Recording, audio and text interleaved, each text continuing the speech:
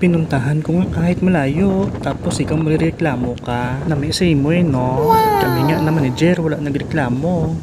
Pero gakumod lang. Kaya yung mga staff ko dito wala din arte kasi nakita nila na wala din akong arte. Pili sila maarte sila o maregular sila. Kaso sa gaysano. Ikat ko ng video kay layo talaga. Balik na ako doon sa motor para makita niyo yung daanan ko papunta ng kalsada.